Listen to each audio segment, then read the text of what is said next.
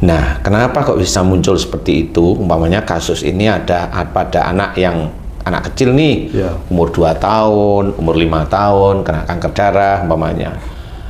Yang belum akil balik lah. Nah, ini kalau yang kena si adik usia 5 tahun, yang belum akil balik, di bawah 11, di bawah 12 lah ya, belum akil balik itu. Ini insya Allah yang salah, yang dosa ini orang tuanya. Jadi orang tuanya itu insya Allah awalnya ada masalah dengan orang tuanya lagi, dengan kakek atau neneknya si adik yang sakit. Kemudian orang tuanya itu menyimpan marah. Dan itu nggak cuma sekali 2 kali. Dia selalu menyimpan marah, jengkel dengan orang tuanya. Dia memang nggak melawan, tapi dia diem. Menyimpan marah dengan orang tuanya, dengan kakek atau neneknya si adik yang sakit. Nah, sebelum adik itu ada, atau setelah adik itu ada, lahir maksudnya, kalau dia sakitnya sejak umur 5 tahunan ketahuan sakit, nah berarti ini munculnya pada saat si adik ini dalam kandungan atau setelah lahir. Jadi masalah itu muncul setelah si adik ini lahir. Dia menyimpan marah dengan orang tua dan diem. Dan merasa dia apa yang dia lakukan itu tidak salah. Dia bisa aja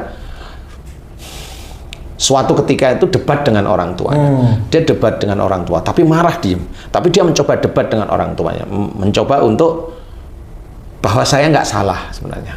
Itu masalah apapun bisa itu. Masalah apapun bisa, wong ini hanya cuma 2. Yang satu marah yang disimpan, yang satu mengajak debat atau orangnya itu merasa pintar. Nah, yang dia itu menyimpan marah itulah yang merusak sumsum tulang belakang, khususnya yang ada di daerah tulang ekor dan naik dari tulang ekor sedikit. Itu kuncinya di situ. Itu yang menyimpan marah dengan orang tua. Nah, yang mengajak debat itu yang nanti merusak limfanya sehingga sel darah putih itu naik sebenarnya. Jadi dia ngajak debat itu sebenarnya menjadikan sel darah putih itu naik. Jadi sel darah putih itu kan dipergunakan untuk namengin, istilahnya namengin apa namanya, kalau penyakit itu apa namanya, namengin tubuh dari kekebalan tubuh lah istilahnya, kekebalan tubuh. Jadi kalau dia kekebalan tubuhnya naik berarti dia itu berani. Dia istilahnya prajuritnya. Iya, dia berani dengan orang tua sebenarnya. Mau dia keminter kayak karena ya anaknya sering disekolahkan di luar negeri, atau anaknya nggak sekolah di luar negeri tapi memang orang tuanya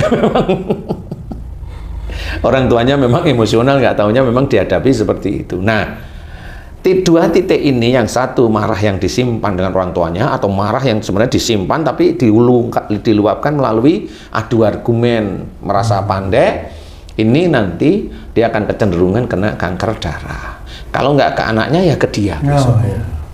Jadi tinggal nunggu waktu aja. Kalau dia tinggal nunggu waktu aja. Kalau itu dilakukan terus, dia yang kena nantinya. Tapi kalau umpamanya Allah itu memberi peringatan, diperingatkan ke anaknya yang kena kanker darah. Dia belum, tapi dia sudah punya bibit kankernya. Si orang tuanya itu sudah punya bibit kanker. Tinggal nunggu aja sebenarnya. Nah, disinilah yang harus kita kerjakan. Pola akhlak yang tidak baik inilah yang harus kita rubah.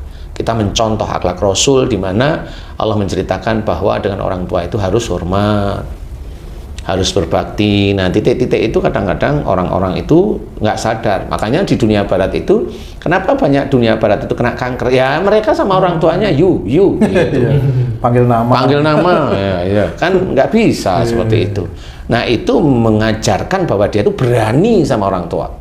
Kalau berani berarti nanti sel darah putihnya akan naik.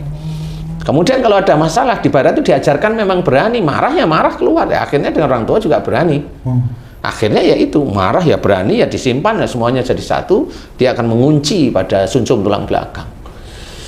Nah, disitulah baru pasukan Allah, baik itu jin yang diizinkan masuk oleh Allah Ta'ala karena memang perilaku dia melawan orang tua, yaitu baik dengan menyimpan marahnya, yaitu nanti jin itu ada di di tulang ekor atau sampai atas tulang ekor. Nah, itu yang ringan bisa. Kalau itu ringan, biasanya HNP atau saraf terjepit. Nah, ini sudah kuat, jadi marahnya itu kuat. Sehingga dia langsung lolos menuju ke arah sumsum. Jadi makhluk ini menuju ke arah sumsum, jin itu menuju sumsum, dikunci oleh Ifrit dan dikunci oleh Dajjal.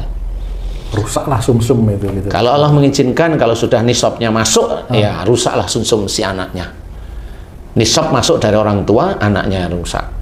Kalau momennya dia nggak punya anak, ditunggu nanti beberapa tahun, Kalau dia sendiri nisabnya sudah masuk, dia sendiri yang akan kena. Seperti itu. Dan itu nggak mau urusan Allah, mau dia orang kafir atau orang muslim, nggak mau tahu. Allah itu nggak mau tahu. Orang itu mau sholat, Allah nggak mau tahu. Nggak mau tahu sholatnya, ibadahnya nggak mau tahu. Yang penting taat. Kenapa nggak mau tahu sholatnya atau ibadahnya? Iya, memang nggak mau tahu ibadahnya. Karena apa? Karena dia juga menjalankan perilaku dosanya, jadi nggak mau tahu. Seperti itu. Makanya kalau kita itu melakukan ibadah pada Allah Ta'ala sehari-hari, jalankan dengan baik. Kemudian yang sesuatu yang tidak baik, ya jangan kerjakan apapun bentuknya. Seperti marah dengan orang tua tadi. Nah, dengan titik itulah bagaimana caranya kalau anaknya yang kena kanker darah, ya berdoa mohon ampun kepada Allah Ta'ala. Jika siapa ibu atau ayahnya yang marah kepada orang tuanya dan merasa dia pintar, berani pada orang tuanya, yang umpamanya ibunya, ya ibunya mohon ampun kepada Allah Ta'ala, satu. Yang kedua, minta maaf kepada orang tuanya. Dan ini minta maaf kepada orang tuanya jangan sekali dua kali, setiap hari. Sampai kapan Ustadz? Sampai anak tersebut sembuh dan sampai bonus mohon ampun. Bonus mohon ampun itu berapa bulan? Bonus mohon ampun itu minimum itu 3-5 tahun. Bonus minta ampun itu sebegitu terus. Minta ampun, minta maaf sama orang tua itu ya terus, walaupun anak sudah sembuh, minta maaf teruslah sama orang tua minimum 5 tahun. Baru itu dikendorkan 2 hari sekali atau 3 hari sekali, monggo. Tapi tetap minta maaf kepada orang tua. Kalau enggak, selesai si adik itu akan bablas. Dan jangan dikatakan anak yang belum akil balik masuk surga. Saya jawab, iya. Tapi nanti nggak akan ketemu dengan orang tuanya dia di surga. Ya kenapa? Orang tuanya dosa sama mbahnya, mau ketemu gimana? Orang tuanya nggak pernah mau minta maaf sama mbahnya, gimana mau ketemu? Masuk neraka dulu. Masuk neraka. Masuk neraka. Saya nggak mau bilang dulu, masuk neraka. Ya. Seperti itu. Allahu a'lam. Ustadz, saya ada cerita gini, Ustadz. Teman saya bercerita kalau salah satu temannya itu setelah diperiksa di dokter tuh satu keluarga itu kanker darah. Nah, dia menceritakan kalau itu disebabkan karena orang tuanya melakukan pernikahan dengan kerabat dekat. Misalnya dengan keponakan atau dengan ya dekat lah. Apa benar seperti itu, Ustadz? Kalau memang dari sisi agama itu tidak diperbolehkan, jangan. Tapi kalau masih nikah dengan sepupu kan masih boleh. Tapi kalau dia melanggar agama ya walau alam ya. Karena kalau melanggar agama kan sama. Berarti orang itu kan ngeyel, dia merasa pintar. Sehingga sel darah putih naik. Kalau dia diomongin sama orang tuanya atau siapa, dinasihatin, marah dia. Marah malah. Dan merasa dia benar. Saya kan cinta sama dia, wah begitulah ya. Oh iya. Iya, seperti itu. Jadi kalau memang keluarga seperti itu ya genetiknya memang dia emosional dan merasa pandai. Genetik dulu ya. Nah, kalau genetiknya udah dapat semua ya dapat semuanya bisa kena. Tapi kalau hanya orang tertentu genetiknya mirip dengan orang tuanya, saudara yang 2 atau 1 tidak sama ya dia nggak akan kena insya Allah. Enggak. Insya Allah seperti itu. Jadi jangan bahwa itu nurun ya, kanker itu nurun. Enggak, yang nurun itu genetik sifatnya. Kalau sifatnya sama, insya Allah penyakit itu akan sama. Insya Allah seperti itu. Makanya dalam keluarga, ayah ibunya sakit apa, anaknya sakitnya apa juga nggak ketemu. Karena memang sifatnya beda. Tapi kalau memang satu, ayahnya kena gula, ibunya enggak, anaknya ada yang kena gula, umpamanya anaknya 4, yang 2 kena gula, 2 enggak. Karena yang 2 kayak bapaknya, yang 2 kayak ibunya, kan gitu. Seperti itu. Jadi itu bukan penyakit turunan, enggak. Jadi kalau yang itu maksudnya enggak, itu tetap sifat aja. Penyakit itu enggak nurun. Kalau penyakit nurun itu Allah dolim nanti. Ya, enggak, penyakit enggak nurun. Kalau seandainya Ustadz, misalnya ada bapaknya sakit gula nih. Nah, anaknya tahu nih ilmu seperti ini, maka dia berusaha sifatnya nggak seperti sifat bapaknya, itu bisa, Ustadz? Insya Allah bisa. Kayak Haji J nih, kan saya kenal Haji J kan. Lah kalau tipe Haji J ini bukan tipe orang kena gula. Bukan mau ngalah mulu kan gitu ya. Tipenya itu malah tensinya rendah kan gitu ya.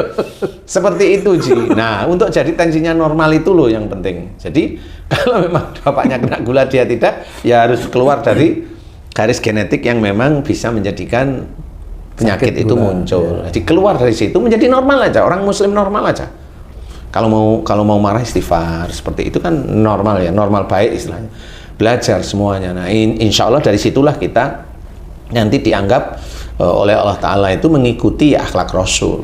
Mengikuti akhlak Rasul, jadi nggak mau marah, kalau bicara juga lemah lembut, kalau ditolimi dimaafkan orangnya, kalau ditolimi didoakan agar orang tersebut itu diampuni dosanya atau diberi hidayah akan menjadi seorang yang soleh atau solehah atau diselamatkan. Itu doa-doa yang baik itu kan cara-cara Allah, dan itu juga dikerjakan oleh Rasul.